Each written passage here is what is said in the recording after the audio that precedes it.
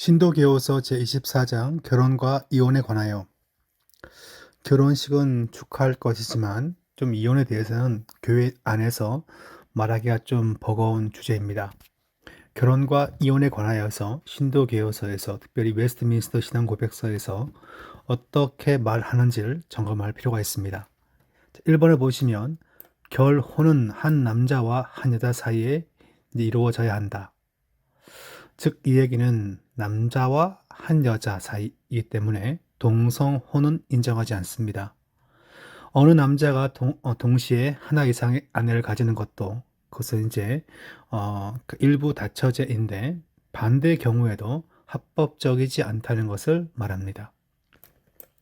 이번에 보시면 결혼은 남편과 아내의 상호 협조를 위하여서 함께 하는 것이고, 합법적인 지식에 의한 인류의 증가와 거룩한 씨에 의한 교회의 증가를 위해, 결혼을 통하여서 인구를 또한 우리가 생산하고 또한 교회가 증가하고 또한 잘못된 것을 방지하기 위해서 결혼 제도가 만들어졌음을 얘기합니다.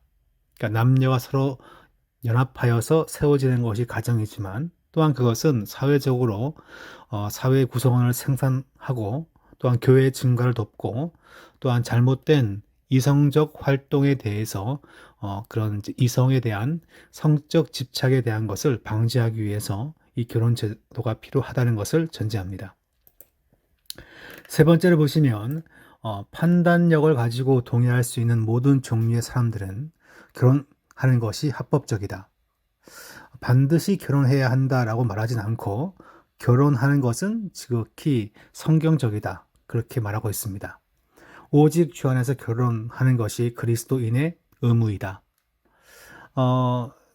어릴 땐 잘 모를 수 있고, 또한 저희들이 또 미성숙할 때가 있겠지만, 일단 주 안에서 결혼하는 것이 그리스도인의 의무란 것을 말합니다. 근데 이제 만약에 자녀들이 믿지 않는 자를 데리고 오게 된다면 그 자녀가 그리스도인인지에 대한 것도 다시 한번 질문할 필요가 있겠죠.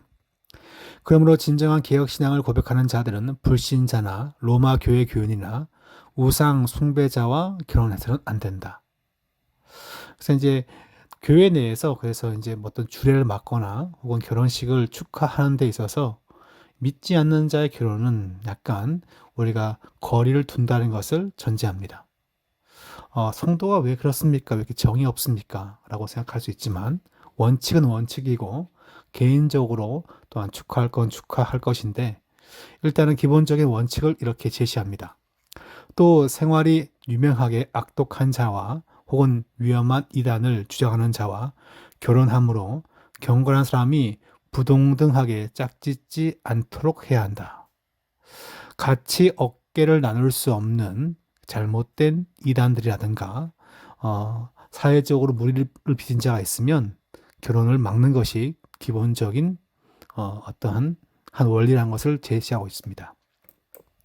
4번을 보시면 결혼은 말씀에 금한 친족 혹은 인척 등의 친등 안에 이루어져서는 안 된다. 그래서 근친 상간의 결혼을 반대하는 거죠. 쌍방의 남편과 아내로서 동거할 수 있도록 사람의 법에 의해서든지 혹은 쌍방의 동의에 의해서든지 결코 합법화될 수 없다. 근친 상간의 범위는 어딜까요? 서양 사회는 사촌 간에도 많이 결혼하는데, 그래서 일반 기본적으로 뭐 이렇게 형제 자매 사이에 혹은 이제 뭐 이모나 고모나 혹은 뭐 외삼촌이나 뭐 그런 사이에 하는 것을 근친 상간이라 그렇게 부릅니다. 정확한 범위에 대해서는 언급하고 있지 않지만 성경의 원리에 따라서 근친 상간에 대한 그런 제한 범위를 두고 있습니다. 5번 보시면 간음이나 사통은 비록 약혼 후에 범했더라도, 간음은 이제 결혼한 사람이라든가 또한 기혼자와의 성관계를 간음이라 부르고, 사통은 미혼자의 성관계를 사통이라 불러요. 그럴 경우에 약혼한 후에 상대방이 다른 사람과 성관계를 맺었다면, 결혼 전에 발견되면 순결한 편에서 약혼을 해소할 수 있는 정당한 근거를 든다. 근데 상대방을 그냥 이해하고 내가 품기 위해서 결혼합니다 라고 생각한다면 결혼할 수 있겠죠. 그러나 그것을 발견했고 내가 수용하지 못하면 수용하지 못한 측에서 이제 파혼을 선언할 수가 있는 것입니다. 결혼 후에 범한 간음의 경우에 있어서는 순결한 편에서 이혼 소송을 제기하고 이혼 후에는 죄를 범한 쪽이 죽었다든지 죽었다는 듯이 다른 사람과 결혼하는 것이 이제 합법적이다. 그러니까 내가 어쩔 수 없이 내가 성적인 범죄를 저질렀는데 이혼당했으면 이혼당한 다음에 결혼하는 것은 허락한다. 뭐 그런 말이 됩니다. 이제 6번이 상당히 중요한 얘기입니다. 6번이 앞에는 그냥 일반적인 얘기고 6번을 보시면 사람의 부패는 하나님이 결혼해서 합하여 주신 사람들을 부당히 나누려고 변론들과 노력하기 쉬우나 변론들에 노력하기 쉬우나 이 얘기가 뭡니까? 그냥 이혼하고 싶어가지고 사람들은 자기를 합당화시키고 말을 많이 해요. 그 얘기입니다. 근데 간음 외에는 결혼의 속박을 해소하기에 충족한 원인이 아무것도 없다. 남편이 노름을 좋아한다거나 혹은 어떤 사기를 치른다. 사실 그것도 이제 현대인 가운데 이제 합당한 이제 이혼의 사유라고 말하죠. 혹은 또한 뭐가 있나요? 생활력이 없거나 그런 경우도 이혼의 사유가 되고 돈을 많이 못 벌면 그것도 이혼의 사유라고들 말을 합니다. 근데 이에 대해서 과연 그것이 정당한 성경적인 이혼의 사유인가에 대해서 성경은 간음만 그것을 근거로 제시합니다. 이혼하는 경우, 그러니까 결혼 전에 잘 살폈어야죠, 그죠? 그러니까 겉으로 보이는 것만 좋아해가지고 그렇게 사귀는 경우가 많습니다. 사람이 물론 이제 40대 한 50대 때쯤에 경마나 도박에 손 댈지 누가 알았을까요, 그죠? 잘 모릅니다. 그러니까 어릴 때는 그리고 누구나 그런 데 빠질 수 있는데 하여튼 결혼은 기본적인 원리는 간음 외에는 허락하지 않는 것이 성경적 원리입니다. 근데 금의 목사님, 근데 이제 벌써 이혼했으면 어떡합니까? 뭐 그건 어쩔 수 없지만 일단 기본적인 원리가 이렇습니다. 이혼하는 경우에는 공적이며 질서적인 절차를 밟아야 되고 당사자들은 자기 자신들의 사건에서 자신의 의지와 판단에 방임되어서는 안 된다. 그러니까 이 얘기가 뭔가요?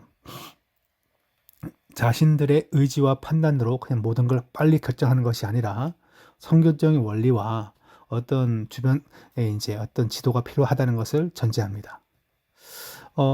남침례교, 그죠? 이제 미국 장로교는 상당히 이제 대부분의 장로교는 약간 자유주의화되었고 소수만 보수적이고 그런데 이제 이혼 문제에 있어서 가장 엄격한 교단은 남침례교와 제가 알기에는 미국에 있는 순복음교회입니다.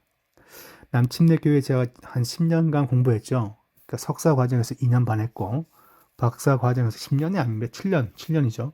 박사 과정에서 4년 반 했는데 4년 반, 2년 반 했니까 7년이죠. 근데 이제 남침례교는 이제 이혼을 하게 되면 학생들은 전부 다 자퇴 처리가 됩니다. 상대방이 가늠한 경우를 제외하고서는 쌍방에 서로 사랑에 식거나 그냥 제 아는 같이 일했고 신학적인 대화도 참 많이 했던 친구가 있어요. 저보다 나이가 한 두 살쯤 어린 친구인데 태권도를 상당히 좋아하고 많이 했던 친구입니다. 백인이에요.